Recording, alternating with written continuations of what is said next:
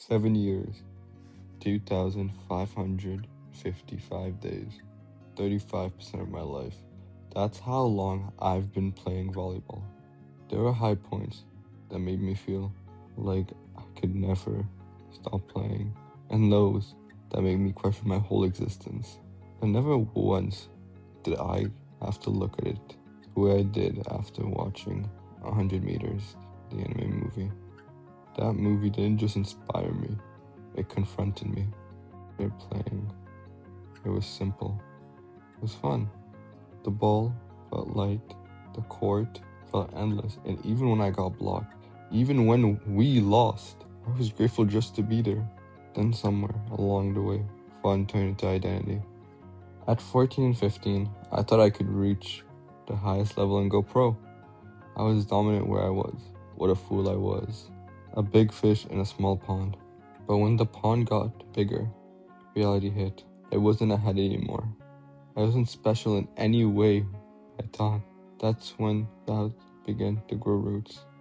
In a sport where height is king, I stand at 5 centimeters. I let height define my limits and create barriers on my own ambition. There's a line that says, there are some things height alone cannot cross. But I only heard the first part of that story.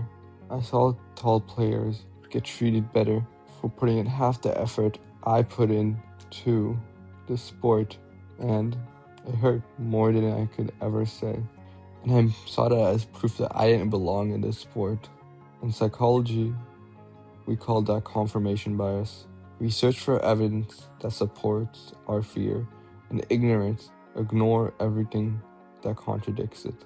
I asked myself, how can I evolve? How can I get better? How can I keep up with these people? But the harder I worked, the harder it was for me to just see that I couldn't keep up with those people. Subconsciously, I think, I started to ask, how can I protect myself? And a line echoes in my mind. Talent is something you make bloom. Instinct is something you polish. For a long time, I waited to feel naturally gifted. I looked for something that I had that others didn't. But every time I saw it, it didn't matter. I saw people with crazy strength, crazy height, crazy jumps, just naturally gifted. While I am here putting my blood, sweat, and tears into a sport that I am getting practically zero results in. I waited for the confidence to return like it was in middle school. But talent isn't lightning, it's cultivation.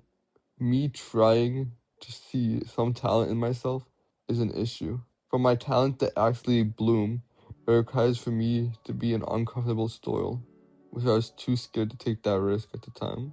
I stayed obsessed though, because volleyball was my identity. Volleyball was who I was. Volleyball was what I was proud of in my life. When I had nothing else, I had volleyball. But I stopped aiming to go pro. In high school, I barely played. I had a coach who picked favorites at the time. I thought he broke me. Maybe he did for a while. I trained more than everyone. After practice, before practice, anything to show him my passion for this sport. If he just gave me the chance to show him, he would be better than anything. And when my passion and my wasn't shown, it didn't just hurt my pride. It attacked who I was. Because volleyball wasn't just something I did. It was who I was. So when I felt overlooked, it felt like a verdict. You aren't enough. And that fear of not being enough is older than volleyball. I was born with high-functioning autism. My whole life, I struggled to make friends, was outcasted, considered weird.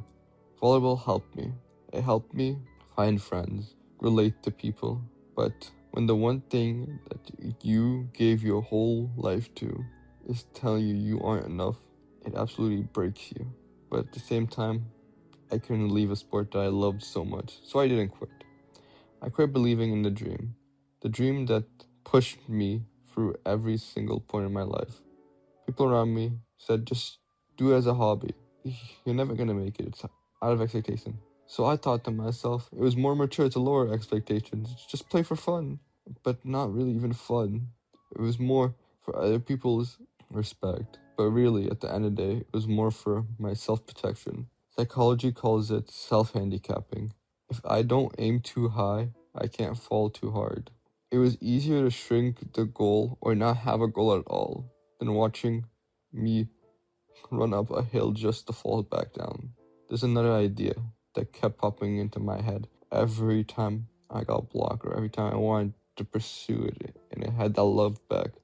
To look up, just not physically at the ball, but mentally. Look up at the challenge. Look up beyond excuses. Look up beyond the height limits. Look up beyond the version of myself that I was too scared. The version of myself who got blocked yesterday. But in the pursuit of getting better, I think I lost the fun. That part hurt the most. The game that made me feel free on the court, that made me feel like everything outside the court didn't matter when I was on the court. Once I started seeing myself and tried to fix every mistake, I turned the court into a courtroom. Every mistake became evidence. Every block became judgment. Every loss became a sentence. I made everything heavy. I forgot that once upon a time, being allowed on the court made me feel unreal, made me feel free. For all the seriousness, for all the training, for all the obsession, I lost joy. And 100 meters forced me to see something I've been avoiding. The reality, the box I put myself isn't something I have to escape. What I have to do is reshape the box, reshape reality. Because reality is something you shape. I thought I was trapped in a reality where I was undersized, overlooked, and limited. And maybe that was just the box I put myself in, and I accepted. Existential philosophy says we aren't condoned to be free. We don't choose our height. We don't choose our genetics. We don't choose certain obstacles, but we always choose our response. For years, I chose not to push myself because I was scared to fail and put everything into volleyball again. I chose safety over possibilities. I chose stability over risk. I chose to not pursue this. I chose quiet ambition instead of loud pursuits.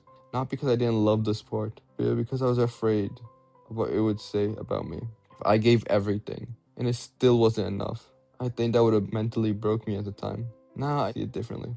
There are some things height alone cannot cross. There are also some things fear alone cannot cross. Skill crosses it, persistence crosses it, belief crosses it, obsession crosses it, joy crosses it. Height is nothing. Talent is nothing if you don't have the joy and the obsession to keep up with it. Because obsession beats talent every time when talent fails to work hard. 7 years, 2,555 days, 35% of my life. I'm not running from the challenge anymore. I'm not lowering my eyes. I'm not shrinking the dream that I protected. The dream that changed me as a person. Even if I fail, I'm not going to give up. I'm going to reshape my reality. I'm going to break the reality in the box I was putting myself into and create my own.